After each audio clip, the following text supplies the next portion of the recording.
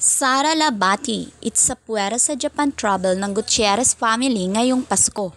Todo tanggol si Annabel Rama sa anak na si Richard Gutierrez sa gitna ng mga balitang hiwalay na ang aktor sa asawang si Sara Labati. Anong plano ng pamilya, Tita Annabel, sa Pasko? Lahat kami papunta ng Japan. Christmas hanggang January 3. Okay. Pahinga from all the work. Yes.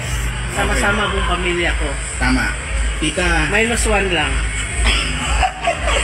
Tama na yan. Sino, Tita? Ay, ano ba talagang nangyari, Tita? Ano bang, can I ask you lang? Si Richard na sa bahay ko ngayon. Okay. 1 month na. Pero unti-unti siyang lumilipat ng gamit sa Alabang. Lilipat na siya mga siguro after Christmas. Tita, can you confirm na hiwalay na yung dalawa?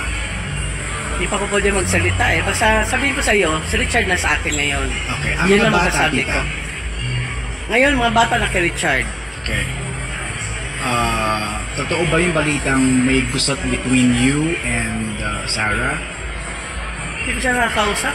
Wala akong time mapag-usap sa kanila. Right.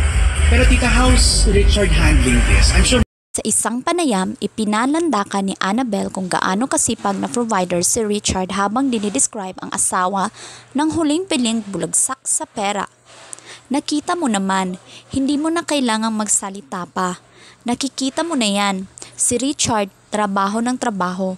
Yung isa, nagwawaldas ng pera. Yun lang ang masasabi ko dyan.